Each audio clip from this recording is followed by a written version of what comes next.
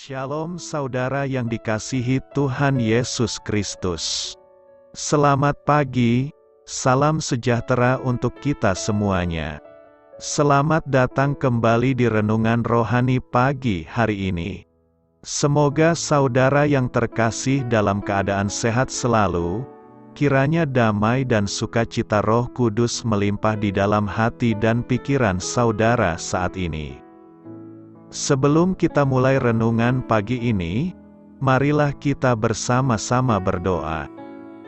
Tuhan Yesus, terima kasih sudah membangunkanku pagi hari ini. Terima kasih atas penyertaan dan perlindungan Tuhan.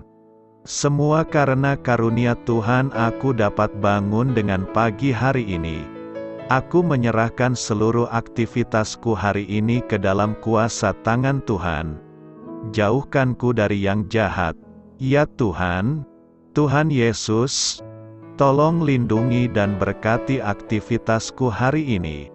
Tolong berkati juga keluarga dan teman-temanku, Bapa Surgawi, oleh karya Roh Kudus. Tolonglah aku untuk menjauhi segala sesuatu yang melukai hati-Mu. Ampunilah segala dosa kami, ya Tuhan. Dalam nama Tuhan Yesus, aku sudah berdoa. Amin.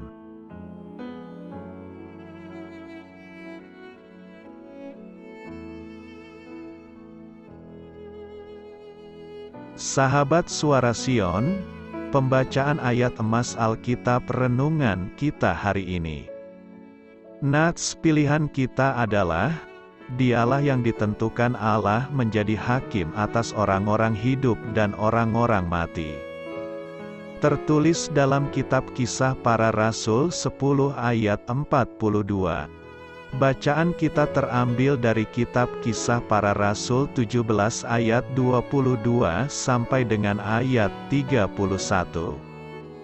Paulus pergi berdiri di atas Areopagus dan berkata, "Hai orang-orang Athena, aku lihat bahwa dalam segala hal kamu sangat beribadah kepada dewa-dewa.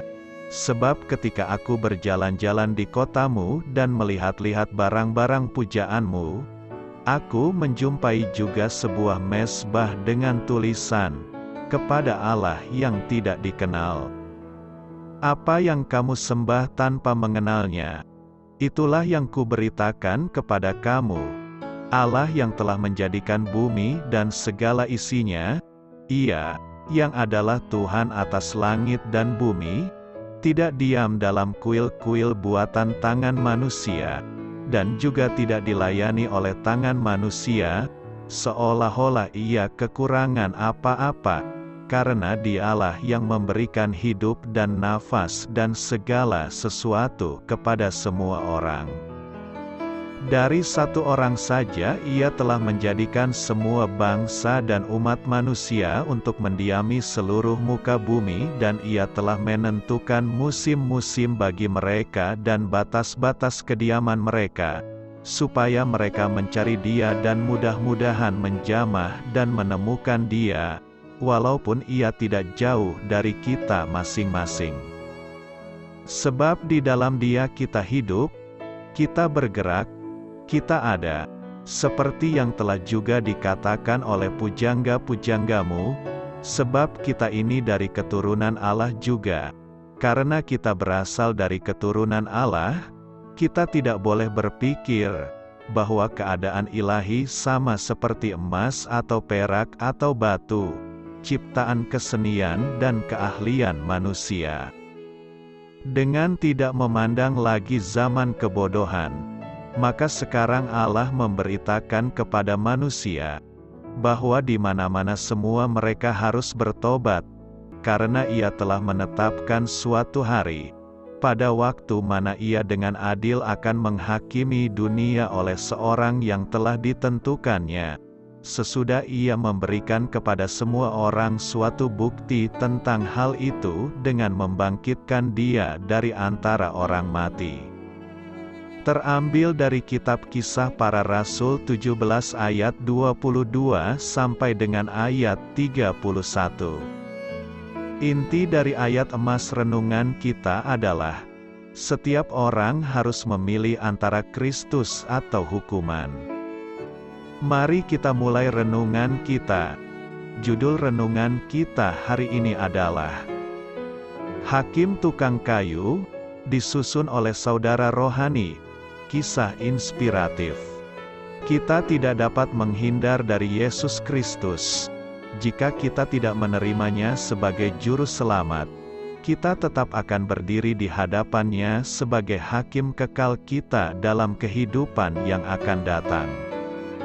Ada sebuah cerita di dalam buku yang berjudul Gray and Adams Komentari tentang seorang dokter yang mengangkat topik ini sebagai masalah utama dalam pembahasannya tentang agama. Ia mengangkat topik ini dengan tujuan untuk merendahkan karakter dan wibawa Kristus. Ia sangat memandang rendah Sang Juru Selamat dan sering mengucapkan hal-hal yang merendahkannya dengan menjulukinya anak tukang kayu. Akhirnya, dokter tersebut menderita sakit yang parah. Selama beberapa minggu sebelum kematiannya, ia menjadi sangat gelisah. Ia berkata kepada orang yang membesuknya, "Saya sedang sekarat. Dan penyebab utama dari semua ini pasti karena saya dihakimi oleh anak tukang kayu itu." Dokter itu menghadapi masa depan yang mengerikan, yang akan dialami oleh orang-orang yang menolak Yesus. Namun, pada saat-saat terakhir, jika ia mau menerima Yesus sebagai juru selamatnya, ia akan menemukan kedamaian dan menerima keselamatan kekal. Bagaimanakah cara Anda memperlakukan Kristus? Ingatlah bahwa anak tukang kayu itu adalah anak Allah. Percayalah kepadanya hari ini. Dengan begitu, Anda nantinya akan menerima anugerah keselamatan dan bukan hukuman kematian. Yohanes 3 ayat 17. Amin. Marilah kita renungkan di dalam hati kita. Doa saya menyertai saudara sekalian. Saya memberkati Anda agar sewaktu Anda mencarinya dari Dia, Bapa Surgawi Anda akan memberikan bagi Anda roti harian Anda. Dalam nama Yesus Kristus, Tuhan yang berkuasa atas alam semesta dan menuntun kita kepada iman yang menyelamatkan. Tuhan Yesus menyertai senantiasa. Tuhan memberkati. Amin.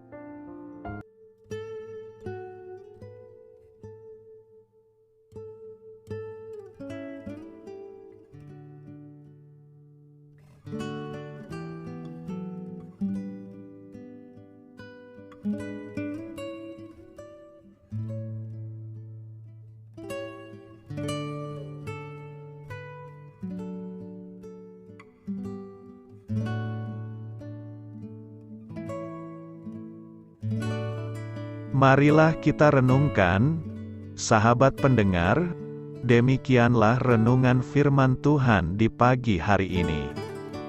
Semoga menjadi berkat di dalam hidup kita, dan sebelum kita memulai segala aktivitas kita pagi hari ini, marilah kita berdoa. Selamat pagi Bapa, malam hari telah berganti pagi, kehidupan baru telah Engkau berikan kembali bagi kami. Bapa Surgawi, tolonglah aku menyadari kebutuhan orang lain, supaya aku dapat membagikan apa yang telah Engkau berikan kepadaku. Pada saat aku membutuhkan, berilah aku keyakinan bahwa Engkau akan mencukupkanku, melalui orang-orang yang mengasihi-Mu. Bukan karena kami pantas atau layak, namun karena kasih karunia-Mu, kami boleh ada, sebagaimana kami ada di pagi hari ini. Terima kasih Tuhan, atas kesempatan baru yang telah Tuhan berikan kepada kami, untuk bisa memperbaiki diri agar kami bisa lebih layak di hadapan-Mu. Hari ini kami serahkan semua perkara dan kesulitan yang akan kami lalui ke dalam tangan-Mu. Biarkanlah kami bisa memuliakan-Mu dalam segala aktivitas yang akan kami lakukan. Amin. Biarlah firman Tuhan menjadi pengingat untuk kita semua, bahwa tuntunan dari Roh Kudus akan selalu memberi jalan keluar bagi setiap permasalahan hidup kita, dan memberi kedamaian di hati kita. Sampai jumpa di renungan pagi rohani Suara Sion berikutnya. Kiranya Tuhan selalu memberkati saudara semua hari ini. Amin. Shalom.